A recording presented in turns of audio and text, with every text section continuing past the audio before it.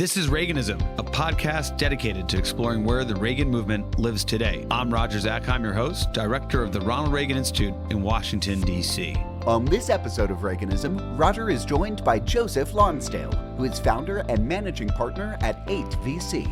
They discuss the impact of DOGE on government transparency and efficiency, the need for budget cuts in Congress, and the importance of technology in improving government operations. Mr. Lonsdale also addresses the rise of anti-Semitism and the alliance between Jews and Christians in combating hate and promoting shared values. Joe Lonsdale, welcome back to the show. Thanks, Roger.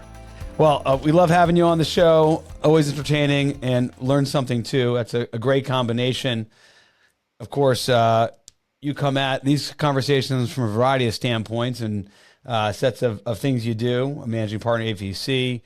Of course, you are the chairman of Cicero Institute, founder of University of Austin, in addition to being a trustee at the Reagan Foundation Institute. Yep.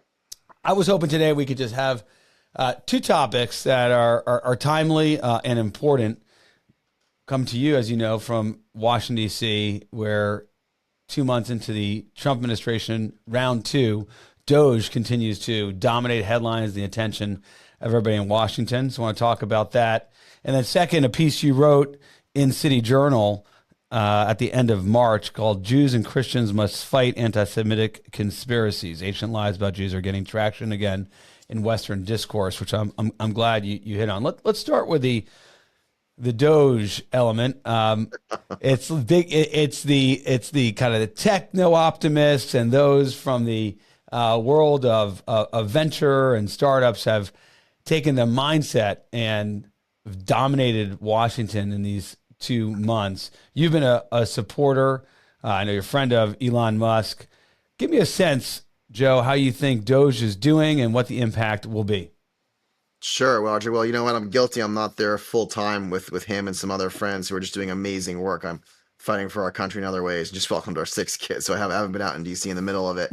But I mean, these guys are doing amazing work, and I think just yesterday it came out that there was like a terabyte of data deleted by the American Institute for Peace. You know, it was a very funny name thing because apparently they're deleting financial transaction data about sending money to the Taliban and to Iraqi leaders and things. There's just so much nonsense all over our government everywhere. And the intuition, which I think is really important for people here, because we're going to have to do this in state governments too. We haven't done this in state governments too. This is not to say that everything going on was known by the Senate, was even known by a lot of the past administration. These are giant parts of our government with millions of people that many of them are operating in secret. And the only way to see what's actually going on, because they're not reporting on the things they're doing to everyone. They're calling it something else, like they're calling it, $10,000 toilets. They're calling it some special consultants or whatever. And then you actually have to go to the data itself and see, wait a second, there are payments to groups you didn't tell us about. There are payments to sketchy people. There are actually computers in here just like creating checks and sending out money, magic money computers. There's all sorts of this nonsense going on. It's amazing for the first time ever to get down to the nuts and bolts and see what's happening. And then, by the way, the other thing, one thing is just sending money everywhere. The other thing is there's things that are just run in idiotic, wasteful ways, right? My friends are fixing OPM, Office of Personnel Management, and they're getting in there to redo the process. And like they mapped out the process as it exists now, and there's like dozens and dozens of steps, and a lot of them involve like MS-DOS command lines done by a woman who's done it that way since the 80s. And there's no way to track when there's mistakes. There's no way to make these things work. Obviously, they've told you about the mine where they send all the things up and down, the mine with paperwork. It's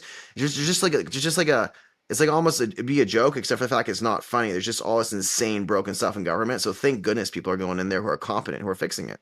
So one of the elements and the approaches here is this kind of being termed as a Silicon Valley approach, right? This idea that you go in and you go to the heart, and you're emphasizing IT systems before. Go right to the substance of the data, but it's not just because they're IT systems, it's because that's where the actual data lives of what they're doing, right? This is very important. It's not just because they're tech guys. It's like there's no way to hide if you actually go and see the systems themselves. Everything else is just like someone's hiding and showing you something that's not actually the truth.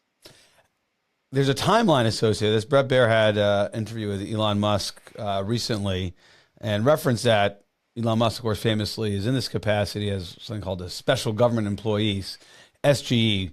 It's basically you got 130 days to do this sort of work. And seems to suggest that at the end of the 130 days, he will be done. Perhaps DOGE will be done. And he's seeking to find $1 trillion in that time frame. So figure from January 21, 130 days plus, the work of DOGE will find $1 trillion. Do you think that they're on course to do that? That's roughly $4 billion a day. You can go into some of these, USAID or other smaller elements, but that's hard to find spending at that level of $1 trillion. Not to say you shouldn't go after it and find it, but to get to that number, it's going to require probably going into the places in government like entitlement, mandatory spending as well, where that happens. Social Security, there's been a lot of emphasis. Certainly the president talked about that. How do you see that playing out? Well, a couple of different parts of the question there. First of all, originally I heard this was going towards middle of next year. I think by law, Elon himself is only allowed a certain number of days. Doesn't mean the effort can't keep going. So I don't know the exact details and what's going to happen there. I would assume some of this stuff takes a little bit longer, but they think they can get it started correctly in those times where everything can be operated on. Second, though, you asked a really important question that I love, because like everyone in DC is either lying about this or lied to about this. Like the whole thing you hear in DC from the quote unquote experts is like, Joe, we can't find all this money to cut. You'd have to cut mandatory spending. And that is the lie that all of them think is true. And Roger, that is a lie. That is just not true. So let me go through this with you really clearly. First of all, yes, Social Security and Medicare, Medicaid is, 3 point whatever $trillion. Almost $4 trillion. Probably at least 300 billion of that's fraud. Elon thinks 400 billion. You are allowed to cut fraud from entitlements without. So first of all, it's a fraud. Second of all, we actually, at least I still don't know exactly how much is going to NGOs, but it's in the hundreds of billions. And this is a really important point I think a lot of people miss when it comes to DOGE stuff. So Tony West helped run the Attorney General's office under President Obama, and he and his friends came up with something that was like really smart and really sketchy on the left. What they did is they said, okay, we've sued a corporation. The corporation owes billions and billions of dollars to the government. Rather than give the money to the government, which goes back to the people, Tony West and his friends don't get to keep it. They say, we have a list of NGOs we've made. Here's the list. And it's official list made by someone or part of the government. Of course, it's people, they're friends of the government. You give money to any of those NGOs, you can give half as much, and you don't have to pay the fine anymore. And so something like $15 or $16 billion in the Obama administration started that off and went to these, obviously all of them were woke, all of them were run by the Democratic establishment. So all of a sudden, billions of dollars goes to the Democratic establishment, and they say, wait a second, we really like this money. We like pushing woke ideas in society. We like paying all of our friends to work for us as activists. We like paying for Black Lives Matter rallies, like whatever the hell they were doing, which they were, by the way. And so suddenly they get addicted to that money. Trump comes in, turns off. Biden comes in, they turn that money way the hell up. Way the hell up. And you know what's really funny? I used to track these things exactly from the IRS website. There was a portal. We have a team of analysts at Cicero. They turned that portal off. It's like, we don't have the staff anymore to maintain this portal. Like, you don't have the staff anymore. It's pardon my language. Just maintain the portal. You just hire tens of thousands of people. You're obviously just like giving even more money to your friends, and you don't want us to know how much it is. It looks like it's probably at least a couple $100 billion. And this is crazy. So you have the fraud, which let's just say 350 to be conservative. You have the NGOs, which you turn off, which is at least 150, if not 200. On top of that, you have probably about $150 billion of bureaucrats you can turn off, just directly actually employed by You're talking about RIFs there. Just RIFs, yeah, which is fine, which is not going to hit the first year, but you hit it the second year in terms of the $1 trillion, right? Because you pay them out the first year because we're trying to be nice to people. And then secondly, and then you have all these crazy contracts. There's like $1.8 trillion of contracts, Roger, and a ton of this stuff. Like when you go to OPM, I don't know if it's Deloitte or Booz Allen or one of the other ones. I think it's Deloitte in this case. I don't know. I don't want to get it wrong exactly. They have these billions of dollars of contracts that have failed, that have gone over budget. And by the way, that's the goal of a contract. If you're one of those guys, is to go over budget and get paid billions more to never deliver a solution on some really dumb part of a really dumb OPM thing that should have been done differently if we had using technology from even 30 years ago. I mean, it's pathetic, and it's basically corruption. And so yeah, can you turn off probably a couple $100 billion of the contracting? Yes, you absolutely can. Yeah, I think people are fully expecting that. And we should, right? And so sorry, not to, and then there's other stuff on the margin. There's buildings, there's things. Yes, you basically get to $1 trillion if you add up these numbers without actually going into. We're not turning off Medicare, Medicaid, Social Security. That's a lie. But there's all this other stuff you can probably get about $1 trillion from. So 100% you can. And I'm tired of the lies in DC that say you can't. Part of the effort of DOGE is realizing a reduction in federal workforce, right? So we're seeing these RIFs, talk of the RIFs. It's Department of Education here, Department of Health and Human Services there.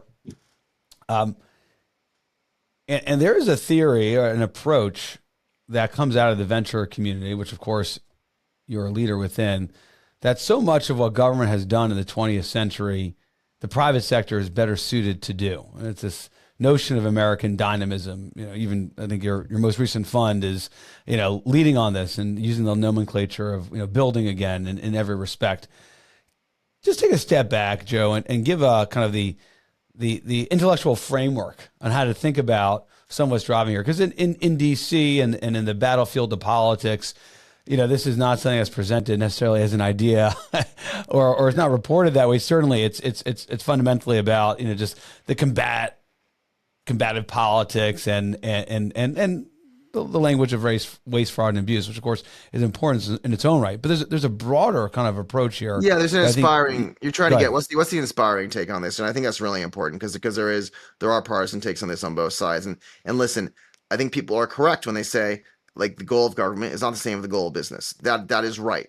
Yet, in order to get done the goal of government, once we agree what the goal is, there are portions of it in which you're carrying out processes which are very, very similar to the way you carry out the process in business, and there's lessons you can apply, right? So if there's technologies we've developed, there's methods, there's types of accountability we've developed, and the challenge in the past with the Obama administration trying to do this, because this is not a new idea to bring in tech to fix things, right? We had the digital service, we had a lot of these ideas. The problem is the digital service. I knew a bunch of those people. They say, Joe, we found a much better way of doing this. There's like 2,000 people doing something that are not necessary. We've shown what can happen. And they decided not to do it because they'd have to fire 2,000 people. Right. The Democrats are completely captured by the bureaucratic special interests. And so the thing about business is you have two things. You have innovation, which is great. We're talking about that. And I think both sides want innovation, but you have accountability and you have incentives. And so in business, you actually have the willingness to say, okay, how do we get this done spending less? And that's a good thing. And we're going to force it. And we have to do that. In fact, you're forced to by the structure of the market. And you don't have that in government. And so what we're doing is we're saying, let's take both sides. Let's take the innovation side. Let's take the accountability side and say, okay, for getting this process done, like how many people does it take with what technology? What's the efficient way to do it? And by the way, that has to be the goal of government. I think a lot of people say, well, Joe, the government's goal is not to be efficient. It has to provide jobs. And like, no, there's infinite possible jobs the government could provide by default, right? As a government, you just like, keep hiring more and more people. We could have 20 million people employed. We could have 50 million people employed. It sounds comical, but there's no natural limit. So the question is, I think any citizen would want their government to be innovative and held accountable, right? The we the people kind of outlook resonates across all voters of the American electorate. That means you got to come in. Like you basically effectively think of a startup business that was failing and that was hiring too many people and then would have gone bankrupt and there's some rich person giving it money and then just kept hiring people in stupid ways for 40 years. Like that's what the government is right now. Right. So basically, But so take the point on the government workforce and the need to shrink the size of government. But there will be, even if those that are part of DOGE and part of the Trump administration, a workforce that will remain. Right. The Department of Education will see what shakes out. USAID we'll see what shakes out, whether they remain their own entities or they go elsewhere. But there'll be elements of those agencies that will continue to do work, and we'll have people working within those agencies. What would you say to those folks? Because right now, just the dynamic, the combative kind of nature of these things in Washington is that if you're the government worker, you're basically, you're under assault right now. Well, listen, I think a lot of competent people are really excited. I've actually heard from many of them. So I guess I disagree with that premise, Roger, because there are people in these departments that say like the way we're doing this is really annoying for the taxpayer. It's really annoying people we work with. It's stupid and no one will listen to me. And I haven't been able to fix it for 15 years. And it's actually kind of shocking. There's still some people there who think that because you think they just quit and get a better job. But, for various reasons, it's a good job, a good pension, and maybe they enjoy some part of it. And then other part of it they know is really stupid. And they're really excited. We've actually gone in and promoted a lot of people. There have been people who've been trying to say there's a better way to do things and been threatened to shut up. And then we find out about it and we talk to them and they're right. And the administration puts them in charge, which is great. So that if you're a government worker and you're competent and you have a better way of doing something, like you should reach out and speak up. This is the time. There's competent people all around really eager for more competent ways to do it. And by the way, it's not just about cutting workers. It is about creating a better service for people as well. Like, the government of Estonia, a tiny country, big land country, but tiny, I think 1 million, 2 million people. And they had this rule where every citizen can only be asked once for any piece of data about them, right? This is a really cool design rule for their government where you can't just keep bugging them and hitting them from all sides. And, my friend Joe Gebbia, who started Airbnb, he's redesigning a lot of these workflows, trying to say, what's the right design rule, design framework to make it a delight for citizens to interact with some of these things, to make it much easier to interact with these things. And there's things like that we're trying to do. And there Let's are start smart with the people in tax government. code. How about that? Huh? Wouldn't that be nice? Well, that requires Congress to get its act together a little bit too. But I agree with you. I think taking out a lot of the special interests there. Well, let's talk about Congress and all this, because some of what DOGE has been going after, and there's been a strong assertion of the unitary executive on the part of the Trump administration, and a view that independent agencies really are not constitutional, that they should either reside under Article 2, Article 1. But there are some entities that are authorized and appropriated dollars through the Congress, authorized by the Congress. You work a lot with elected members of Congress. What's your thinking in terms of how Congress will respond to DOGE and to some of the cases that clearly Congress has a role and a place to play? USAID being a prominent one that was discussed at the beginning of the administration. Well, listen, there's one really key role here for Congress to play, and it better play it, which is that we are going to find several hundred billion, if not $1 trillion of cuts. And that has to make it into the budget. And so if you take, say, $700 billion of cuts over 10 years, the math's not that hard here, Roger, right? It's $7 trillion. If we do not cut $6, $7, $8 trillion at least in the budget next time, then we're basically screwing ourselves. This is all wasted. And so these people in Congress, like, historically, there's been a lot of push from both parties to spend on special interests, spend on things that sound good. We desperately need to save our civilization by cutting. And if Congress does not get its act together, it's going to be a huge problem. So I'm really hoping that in 2026, and I know Elon's going to spend a lot of money on the midterms. I am myself as well, not the same scale, obviously, but we're going to be very involved with a lot of our friends. Like, we need to support the people who are cutting. And if they're not cutting, if they're on the other side of that, then we need to. And the president's going to have an opportunity to lead with this. I mean, of course, the Congress, President proposes, the Congress disposes, but that's the idea that this is going to be the president's budget request that's going to come in some point here for the next fiscal year. And it'll be quite interesting to see what OMB and the president sent to the Congress in terms of size of government and role and of course, level of spending. We desperately need to cut. That is the number one. There's one vector that really, truly matters here, and our civilization will go bankrupt if we do not cut this stuff. And we're going to have inflation if we do not cut this stuff. And meanwhile, the average working person is going to be so much better off if we can take 6, 7, 8 trillion out over the next 10 years. So I really hope we get there. So one area you're a leader on is this space of technology and national defense and national security. Yep. Secretary Hegseth has welcomed DOGE into the Pentagon. Multiple kind of moments where that's happened since he's been sworn in as Secretary of Defense. His approach, of course, is to look to reprioritize 8% of the defense budget, roughly 8% of $900 billion, and invest it in other or higher priorities. And it seems to me that is how he would like to use DOGE. In other words, as opposed to other agencies where DOGE would find some savings, whether it's waste, fraud, and abuse or something they don't feel merits taxpayer funds, Secretary Hegseth would like to take that funding and reinvest in higher priorities. Mm-hmm. What you're thinking about that, Joe? Listen, we have really serious enemies in the world, whether it's CCP, which is the main one, but I think there's really scary stuff coming from Iran, from Russia, from other groups we have to handle all around the world. And, we need to spend more of the money, like he says, on what deters and what terrifies our enemies, and not on effectively right now what are job programs and cronyism and waste. And so, I think he's one of the first leaders here in a while who's very clear. He wants competition. He wants the very best innovation to win. I think that's great.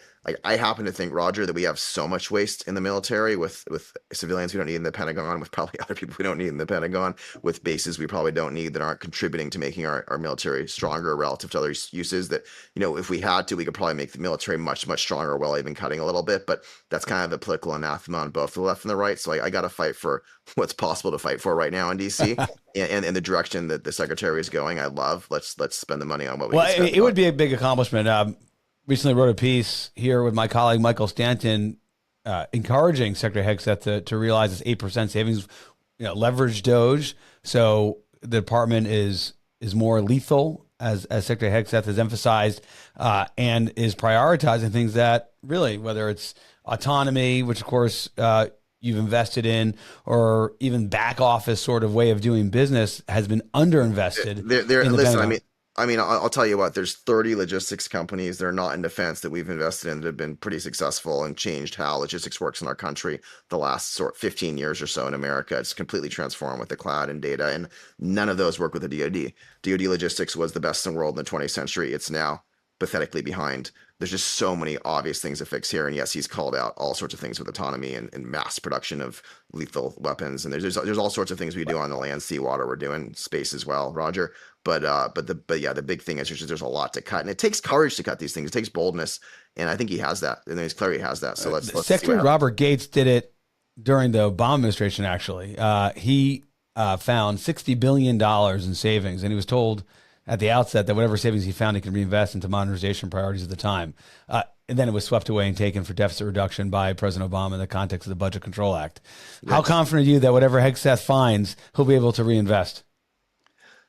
Our country is massively in deficit and massively in debt. And yet I think this administration knows how important it is to invest in hopefully deterring our enemies. And so I think it's very likely he'll be able to make some strong investments. Again, if it was up to me, we'd probably cut $200 billion of stuff and reallocate over $100 billion of it towards deterring our enemies and maybe save some money as well. But it's not up to me. So I hope he invests all of it if that's his goal. I like the spirit of building. You and I have debated this before. I would support that if we could see we actually grow and become more lethal before taking the money away and putting it elsewhere. I'm building a lot of companies that do that. And the thing, Roger, that people don't have a good intuition for, and this is actually a really interesting point right now, is everyone's like, well, Europe needs to spend more. Europe needs to spend more. And I agree they need to spend more, by the way, but like Europe is so misguided on how it spends money. Like if you want to become a defense minister in Europe, most of the time you're aiming to become like a kind of a woke education minister, and you lost, and you got third, so you given the defense minister job. So like you can spend all the money you want. It depends which part of Europe, because you mentioned Estonia. I mean, the Baltics don't play it that way.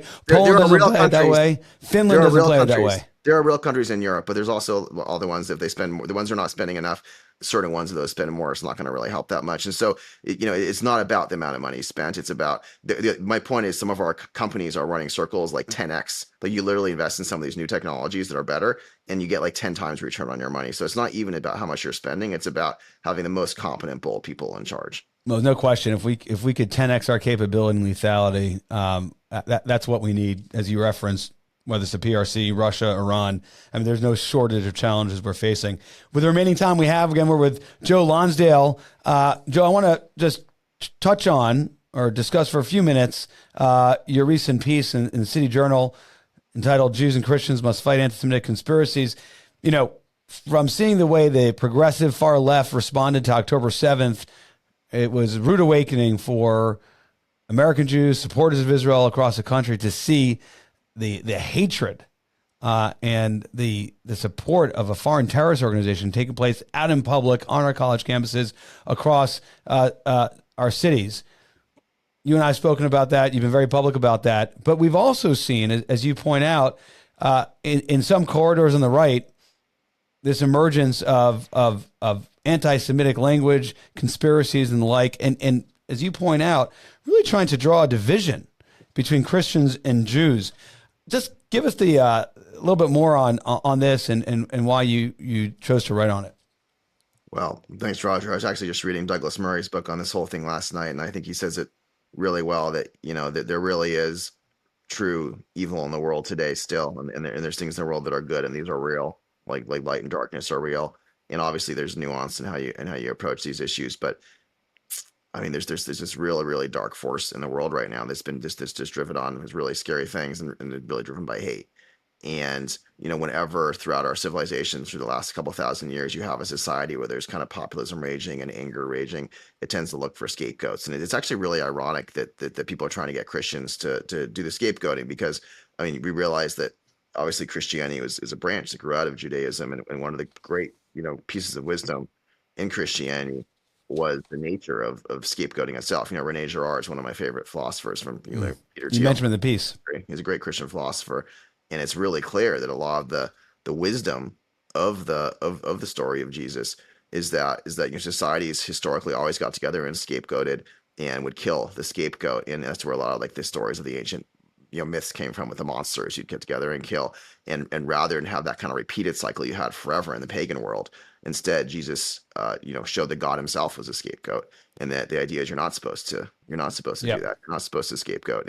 And so it's I think people who are truly Christian are very allied with a lot of the way Jews see the world, the dignity of all humankind, and there's something really beautiful and positive there. And America was built with an alliance between Jews and Christians, and I think it's a lot of what's great about our country is how it works together. And there are, listen, the main anti-Semitism we've seen in our country has been on the far left the last 10 years, last 15 years.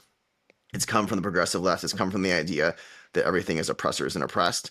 It's come from the idea that the only reason the black community has things that are failing is because they're oppressed. If you believe that, you also have to believe the only reason other communities are more successful is because they must be oppressors. And so you get this like kind of natural, really strong hatred against the Jews from the far left. And it's really scary and really nasty. And it's been really unfortunate to see some of the same energy on the populist right kind of popping up. And again, I suggest there's something unhealthy about it, because whenever societies go through something unhealthy, this is what they do. They go. Well, I appreciate the way that you drill down to explain the history and the context for this and ideas. And you called out Tucker Carlson and Candace Owens who have been propagating this in their platforms. And I want to differentiate between those, because Candace is very clearly an anti-Semite, like full stop.